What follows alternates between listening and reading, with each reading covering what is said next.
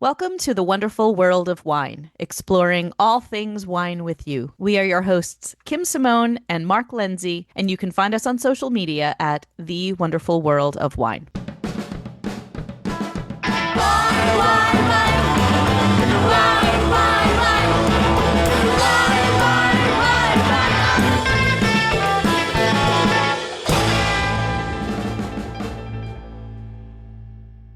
Hello, folks. Welcome to the wonderful world of wine, exploring all things wine with you, wine trends and taste in the world of this favorite beverage of ours. I am Kim Simone, and my co-host Mark Lenzi is here with me today as well. How are you doing today, Mark? Everything's great, Kim. How are you? Great, doing really well. And we have as our special guest today, Michael Fors, who is the inventor and patenter of a new style of wine decanter and wine glasses that we are really excited to introduce our audience to today. So how are you, Mike? I'm doing very well, thank you. Wonderful. Welcome to the show. And we met you a few months ago. You had stopped into Mark's store, and we actually got to experience a little bit of a little tasting session with you and your decanter. And I would like you to just explain to our audience what is this product that you've invented and kind of what's so special about it. I'd love to, thank you. What was happening was a little story behind it. I've been making homemade wine for 25 years, and it's just a hobby. We have good years, we have bad years, and we just, we don't rate wines, we don't do any of that stuff. Started doing, it's called Wine Night. We get together every Thursday night. I've been doing this for 25 years. We miss a few here and there, but pretty much it's just a social gathering.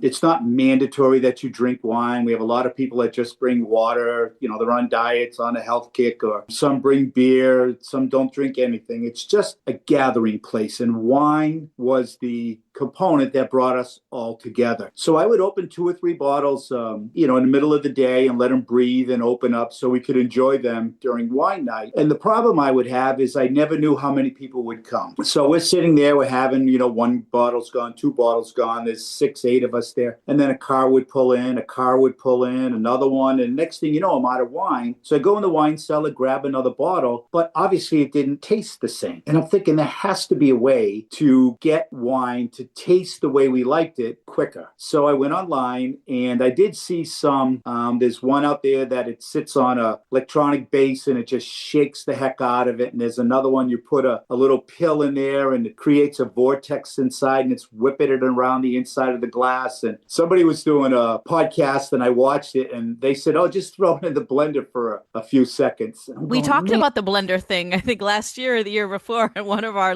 wine trend shows. Yeah, we definitely talked about the blender. Yes, and it just beats up the wine. And one thing with wine when we were making, I started making it. My wife and I went out with a friend and his wife and said, hey, Tony, what are you doing this weekend? He's going, oh, on Monday, we're pressing our wine. And I knew nothing about it. So what are you talking about? He said, oh, come over. So I go over his house and his dad's there. His dad came over from Italy when he was in his mid-20s. And this was something he brought with him from Italy. So we go over, we're pressing, and, you're having a little bit of last year's wine, and they have the cheese and crackers and prosciutto. And so, it was an awesome night. We just sat and talked. I knew his dad for years, but we never sat and talked. And I got so much about his history in Italy and the trip to America. And it was just so interesting. So after, I'm thanking them, and Mr. Staffieri says, Mike, if you want to make it, you've got 1 week left of grapes and I'll help you and you can use my equipment. Next day, I went down the store. I ordered Zinfandel because it's the easiest to make and it's the most forgiving of the red wines. So I went to his house. We crushed it. He watched over the primary fermentation and we filled it up into, I got the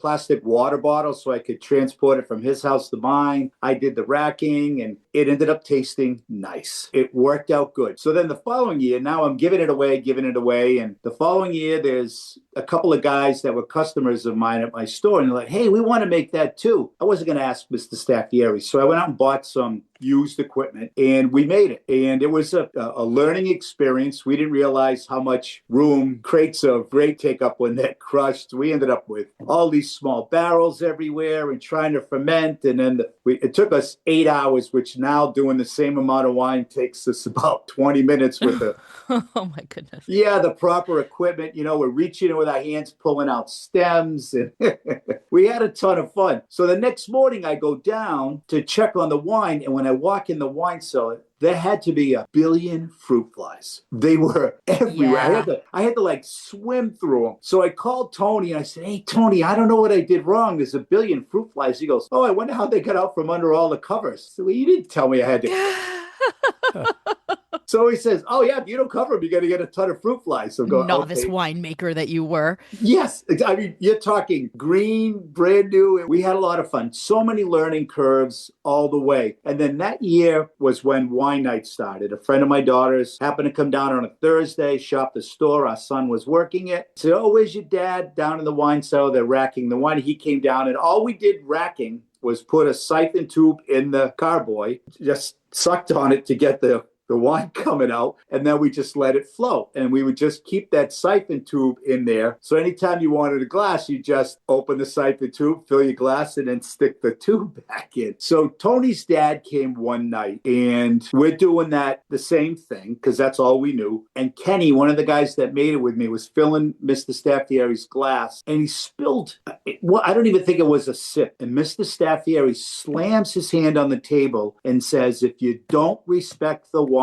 don't make it." And I looked at him, and I mean, he was dead serious. And I'm thinking, this is his heritage. This is what he brought from home, from Italy. And this is the respect he had. And I keep that respect for the wine all the time now. So that's how that kind of got going. Nice. This whole thing is like such an inspiring story. You really had no wine background except for the home winemaking, which was new to you. And it leads you to a passion to invent something. It's like a true Shark Tank thing. We had this discussion about the Shark Tank show.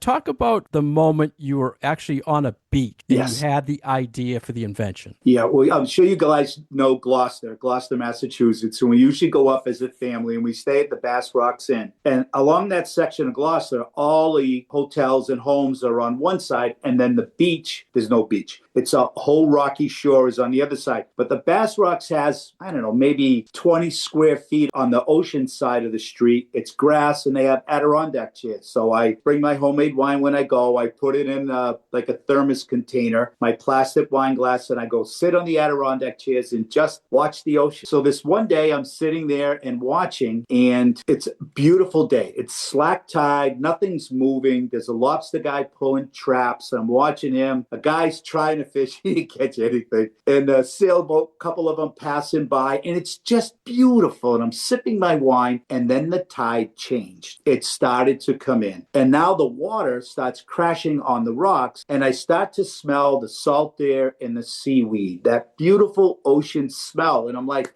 just the splashing of the water on the rocks opened up the ocean. So that same winter, a friend of mine, John, and I are out walking. We live near the Quinnebog River, and it was cold that year. So we're walking, and the river was frozen except for this one spot. It was probably about, 2 feet long, maybe 16 inches wide. And the water is rolling over stones. So that's why it didn't freeze. And these low branches had little icicles from the mist that it was creating. So I looked at John. I said, "Hey, if I roll the wine over rocks or steps or something, it's going to open it up like the ocean did when it was splashing on the rocks." And he goes, "Oh yeah, okay, that'll work." That was the end of that conversation. And I know a guy who owns a sheet metal shop, and I just drew up this simple drawing.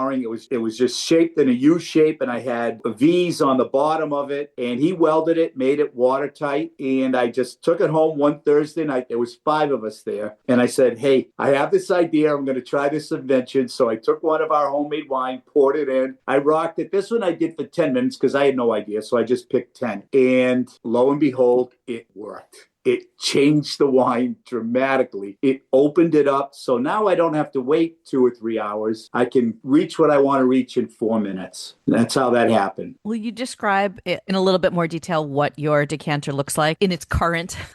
Oh, okay, yes.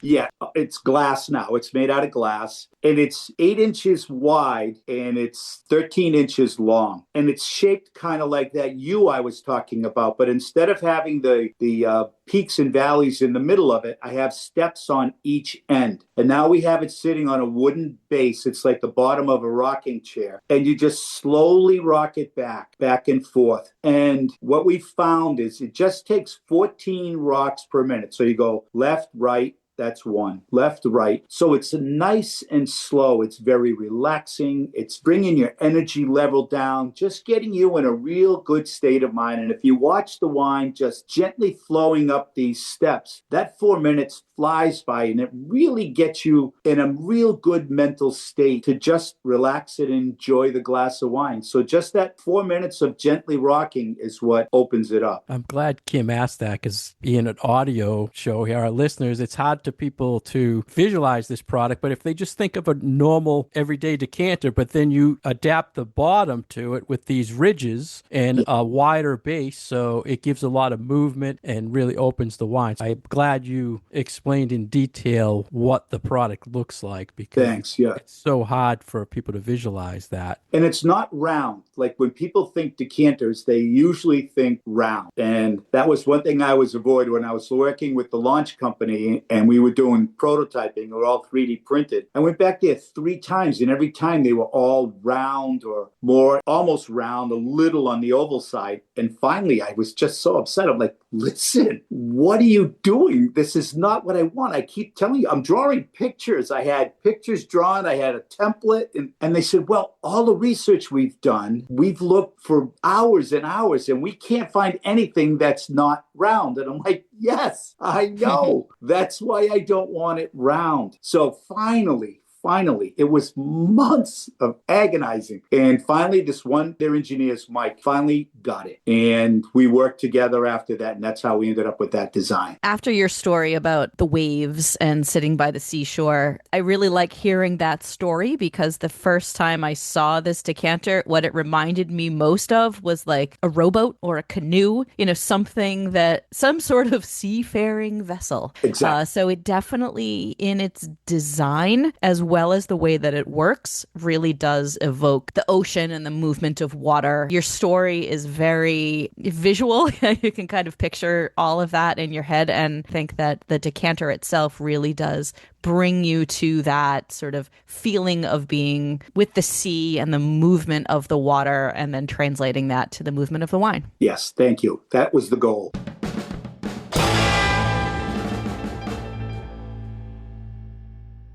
You're listening to The Wonderful World of Wine, and we are your hosts, Mark Lenzi and Kim Simone, exploring all things wine with you. Our program is supported by Franklin Public Radio, located right here in Franklin, Massachusetts. Today we have a very special guest, Michael Fors. He is the inventor and owner of Liquid Jazz Experience. He has a great line of a decanter and glasses. You can find us on our website, thewww.wine. You can find Mike on Instagram at Liquid Jazz Experience, and you can find us on all social media at The Wonderful World of Wine. Welcome back. We're talking to Michael Fors, the inventor and owner of Liquid Jazz, and Mike just got done talking all about his decanter. And I think, Kim, we should probably talk a little bit more to the listeners in case this decanting thing is new. And Mike mentioned he decants his homemade wine. So you want to give the listeners some tips, Kim, on why people should explore decanting and why a device like this is so important? Absolutely. That's a great little educational point, today's episode. So one of the really wonderful and beautiful things about wine is that it changes over time. It is a living, breathing thing. And as a wine has more exposure to the air and oxygen in the air, it ages, it changes, and the aromatics that are so wonderful to smell in a wine will come out of your glass, and you'll be able to appreciate them a little bit more. So that's one of the reasons why we like to decant our wines, is so that some of those aroma profiles will be much more readily available for us to smell. But what also happens when we decant a wine or we give wine a significant amount of time in the air is that it will change and the flavors and the aromas will develop. So when Mike was talking earlier about having people over his house and that a wine that was newly opened smelled and tasted very different from a wine that had been opened earlier in the day, this is what we're talking about. This exposure to oxygen over time will change a wine, and for certain types of wines, it will certainly change it for the better. Now, I know that Mark is a big proponent of decanting practically everything, so not just red wines, but white wines as well. I really, really hope he doesn't decant his sparkling wines. Please don't do that.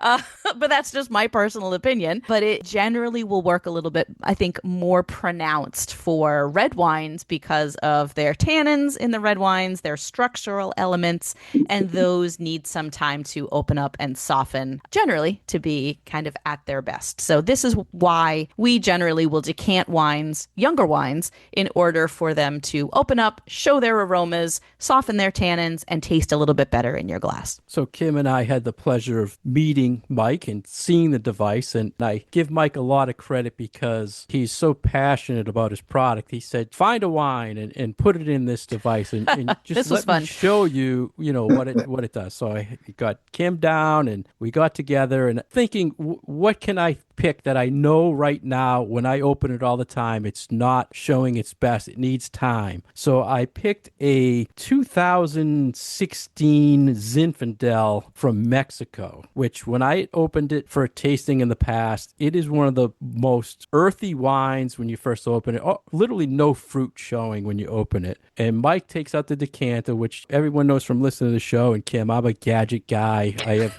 decanters. Yeah, he's our gadget guy. And I'm looking at it, and Mike's sitting there, and he puts it in. He's rocking it, and I smelt it before it went in the decanter. And I said, yep, it's the same wine I remember. And then he pours it in his glass, which we'll talk about the glasses in a minute, Mike. And to my surprise, there was more fruit than earthiness. So just the rocking, I don't even think you rocked it for 5 minutes, Mike. It was correct. And it really did make a difference. And of course, I said, I have to get Kim on this. Kim came in. And what were your thoughts, Kim? I mean, I know you didn't have the wine before, but what did you think? Yeah, I feel like as far as the aromatics coming out of the glass, I know you had described it as kind of lacking in fruit and not being particularly easy to smell, but that wasn't necessarily the experience that I had with it. I really felt like after even just a short time in the decanter, the aromas were really starting to kind of jump out of the glass at me. So, I mean, it definitely still tasted sort of a little funky, earthy, but it was nice to be able to get some of the fruit aromatics when you smelled the wine. Nice. So, Mike, I mentioned the glasses. Let's talk. You invented the decanter, and then you come about the glass idea. Yeah, well, we were thinking because rocking is our system. We're not a swirling company. We're a rocking company, and that's kind of how we've gone about. So what we did was we worked on glasses. We don't have stem glasses right now, and there's ridges on the bottom of the glass. So what we do is instead of swirling and then sniffing and swirling and sniffing, you take the glass, you hold it high on the glass so you're not holding the bowl, because a lot of people are like, oh, you don't hold the bowl, it heats the wine up. And so we stay above the bowl, we call it. And then you just put the glass under your nose and you just lean forward, and as you rock the glass, the wine rolls up and down the sides of the glass, similar to what happens in the decanter, and you get that nice aromatic flavor profile out of the wine. And if you practice enough, and we recommend, Mark, maybe you'll back me up on this, drinking at least 3 or 4 bottles a week so you can practice using your glass. And then as you practice, as you're rocking it under your nose, as soon as you start feeling the flavor profile going up into your nasal cavity, then just go right into the sip. And now you have that full flavor profile throughout. It makes, obviously, I like it, but it seems to make a big difference in the taste of the wine at the same time. This was a hard one for me because I am an over swirler. So it's just a force of habit for me now to swirl my wines. I make a joke in all my classes that I swirl my coffee, I swirl my tea. I think I taught my kids to swirl their sippy cups when they were like 2 years old. So that change in the method of approaching the wine in the glass, that one was a really hard one for me when we got together and tasted with you. Because like, no, I want to swirl my wine, but the rocking action back and forth, I think for a lot of wine drinkers could probably take a little bit of practice. Oh, a lot. That's definitely been a big hurdle that I've been coming into. I mean, they just look at you like you have, three eyes. It's a But little different. yes. But the glasses also work well with spirit because you tend to with spirits. I mean, I know it's alcohol, but you get that heavy alcohol scent first. And a lot of times I've done bourbon tastings and actually flavored rums. And the bourbon tastings, you just give it that rock back and forth for like 25, 30 seconds. And a lot of that real hard, sharp alcohol smell goes away. And now you get the true flavors of the bourbons where you smell maybe a little vanilla or a little of that charred barrel smell. So it kind of gets that initial hit of alcohol smell. It takes it away. I'm so glad Kim brought that point up about rocking versus swirling, because this is a big change in culture for wine geeks like ourselves and wine tasters, because everybody, like Kim said, is so used to the swirling. Can you explain, like you did with the decanter, what's so special about the glasses? Because there is some patented technology you have in the glass as well, correct? Yes, the ridges are the biggest difference in the glass. And then we had to change the bowl of the glass a little bit before it got to the opening. So as you're swirling it back and forth, it doesn't come out of the glass. So there's a little bit, it's not really that noticeable, but as you rock it back and forth, then it goes up the side of the bowl, and obviously if you're not going too fast, and it just falls right back into the glass. So even like 4 or 5 rocks is plenty to reopen it before you have a sip. This was something I looked up, Mike, before the show, because I was trying to see if there are any like statistics in the wine market about what percentage of people actually use a decanter. When you came up with this product, I know, when you have marketing things going on, people say, well, I have this product idea. Well, what percentage of the population is going to buy this product, right? Did you ever look at statistics to see if decanting, was this worth putting out to get a volume, or was it just all about the passion for the idea? It really was just about the passion for the idea at first. The only thought process I went through is there's so many decanters out there and these companies are all surviving. So I'm thinking that it is something that is done. One of the things I enjoy the most when I go do shows and wine tastings is like I did at your place. I do the before and after. I've changed a little bit from what I do is I'll pour 3/4 of the bottle into the decanter and then I save 25%. And then I do the rocking to get the aeration part of it going. And then I'll serve them that first so they get that softened flavor. The tannins are a little softer. The sulfite smell tends to dissipate and the aromas start to expose themselves. So I give them that first and they're sipping. And what my favorite thing, and it's happened every event I've done, is people will come in and say, there'll be a group of 3, 4, 5 people, and it's inevitably one that goes, yeah, no, I'm not a big red wine fan. And I'm like, would you just humor me and just sip it? I'll give you just a little bit, and they'll try it. Almost every time, they'll sip it and go, oh, now see, I like this. I enjoy this wine. And I just buy whatever wine is there. I'm not bringing anything special. I try and use a different wine every time. And they'll say, see, this is nice. Now enjoy. And they'll take a sip and a sip. And I said, well, here, try this. Now I pour it right out of the bottle that I just decanted. And they'll take a sip of that and they go, oh, this is why I don't like red wine. Because it's usually harsh and it has that bite to it. And I try and use the spectrum of wine pricing because I played cards on Monday night with a few friends. And this one guy, Freddie, he drinks Fortissimo by the gallon. And, it's what, $19.99 a gallon? I have not heard that wine named in such a long time. Oh my goodness, blast from the past. It's like homemade wine, right? Yeah, well, he's old Italian. That was his dad's wine when he ran out of his homemade wine because you go get a gallon of it. And we poured 750 liters in and we rocked it. And even Freddie's like, wow. He said it even changes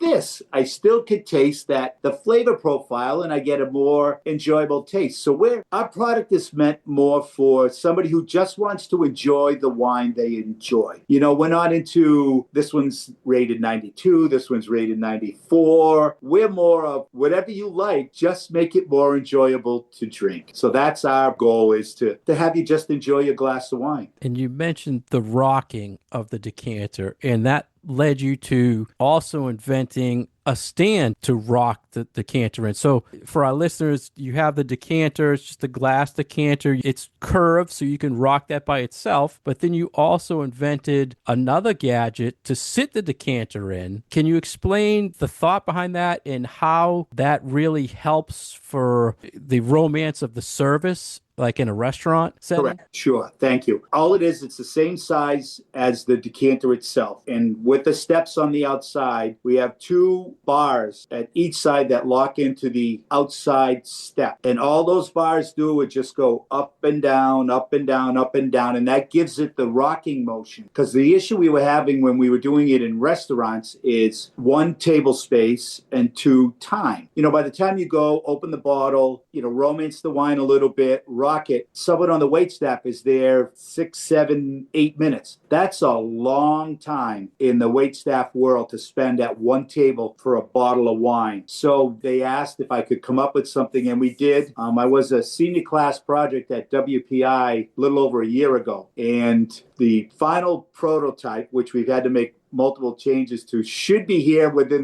I always keep saying the next week, and then it's going to be a month. But anyway, we're that close now to having that product on staff, which has been good for the restaurants. What they like about the Liquid Jazz, when they have their Liquid Jazz experience night, they'll feature a wine. So it's either a wine they really got a good deal on, they can make good numbers on it, or if they have some inventory that they're trying to move. Because people are actually buying it to get the experience of the Liquid Jazz wine decanter. They're not necessarily buying it for the wine itself. It's like a fidget thing for the table when you're at a restaurant. To me, that's the way I looked at it. I was thinking when you first mentioned it to me that it is an interesting thing, because once they serve you the bottle or they brought you a traditional decanter, just put it on your table, that experience with that user is done. But you can actually continue to rock it as you're eating, or they can come back and rock it again for you. And it's always just doing more opening to the wine as the night goes on. And it's the whole experience of having that. So the one you had mentioned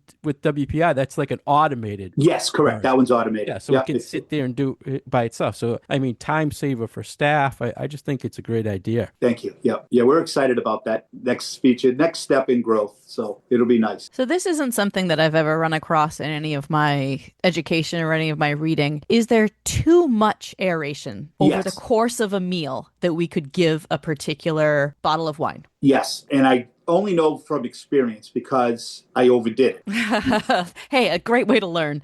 Yes. We had it and it was nice, and then it kind of sat for a while. You're just chit-chatting, you're eating. And so by the time we went back to the next sip, I said, let me do this again. And I did it just like another minute. And it's like, oh boy, that wasn't really the thing to do. So yes. So the answer is yes. The answer is yes. Yep. It can. Now, on the flip side of that, I did get a Washington State wine one time, and that took 15 minutes. I kept trying it every 5 minutes, and that was so tight. It just wouldn't open. And finally it did. And I did the Boston Wine Expo, and there was a lady right across from me. She had Croatian wine. And during the break, she was bringing bottles over to me and saying, can you rock these? Can you rock these? And then she was pouring them back in her bottles because they were...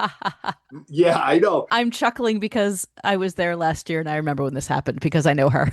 Oh, okay, yes. Very nice lady. She was awesome. And she's going, oh my God, these things are so tight. Can you please? So she'd run a couple bottles over during the intermission part. I'd rock them. And we luckily, I always carry a funnel with me because just why not? You never know when you need a funnel. And we would just pour them back in her bottles. And that's what she would be using for the next session that they had. So that's it was really fun. Funny. I had like 4 or 5 different people coming over. Hey, can you open this one? Can you open this one? So it works good for people who are representing wines. I do have a hard time when I go to a winery because it's happened a half a dozen times now. I'll go there to show my product and they don't like that I'm changing their wine. They're trying to sell the wine the way it is, not what it can be. Yeah, that's Yeah, I could interesting. definitely see that as being you expect the wine to taste a certain way as it comes directly out of the bottle. So if you are manipulating it in some way, you're kind of, maybe altering the experience for the customer, for the consumer, and they should Right. have that information Right. that it is a slightly different situation. Right, because if they don't decant it after, it's going to taste like Different. correct.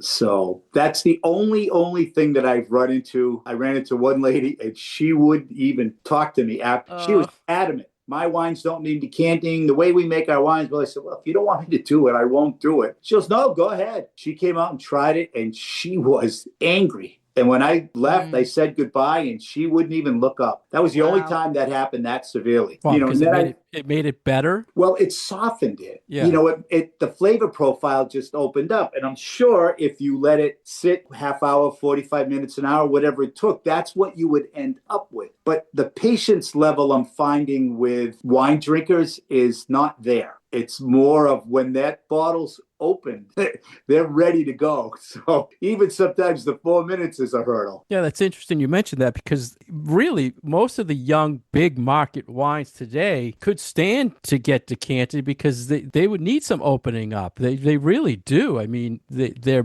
inexpensive wines, I feel. I don't know. Kim can give her 2 cents on it too, but if someone just tried it and then decanted it, they'd be totally surprised. They might change their whole view on wine. Yeah. And there's a difference between what you can do to a younger, inexpensive wine by decanting it for a little while, like an hour, a short amount of time, as opposed to aging that wine for a significant amount of time in the bottle. You know, there's that really fine line between peak deliciousness of a wine and then it's starting to kind of go over a cliff and just taste oxidized and a little too old. So I think that's one of the nice things about using a decanter is that you can gauge it after 10 minutes, 20 minutes, an hour. And it's not like you're putting that bottle aside for years and then it's a little bit of a mystery whether it's still going to taste as good when you open it up. Correct. Exactly.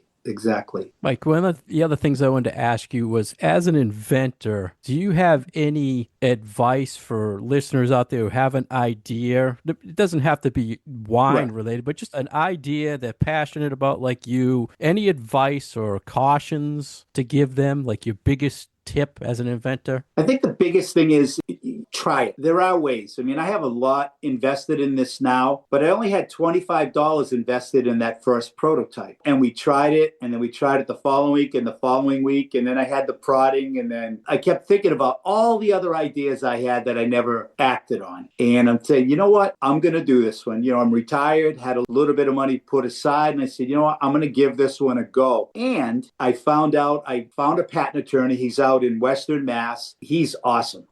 Right now, with the patent office, you get a discount if you're 65 or over, and you get expedited because so many people are retiring and trying things that they've been thinking about their whole working life, that the patent office is kind of stepping up and helping us out. So I love that. It is. It's really cool. It was so nice. So what patents do you have for this device?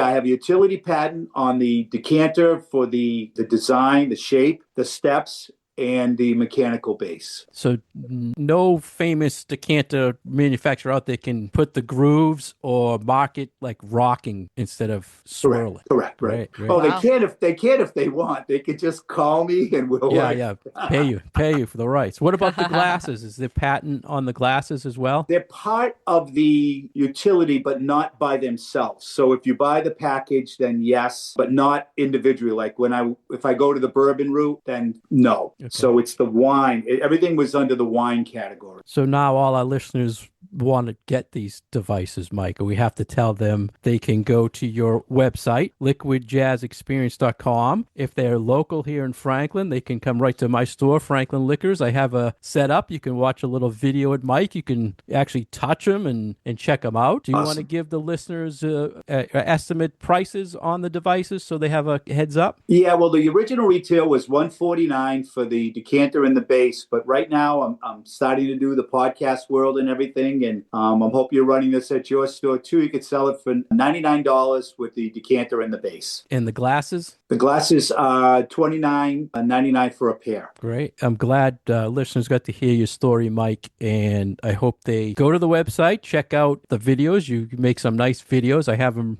also running in my store so they can Thank see you. you and see this device. And we really appreciate your time, and we wish you the best of luck. Thank you. Thank you for the invite, you guys. I had a great time. Yeah, thank you. So it was fun tasting with you a few weeks ago, and great to have you on the show as well. Thank you.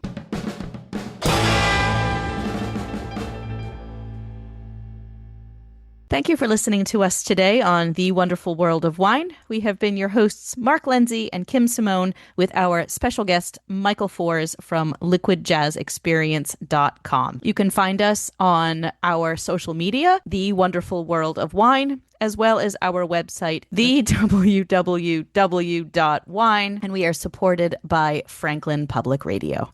Cheers. Cheers.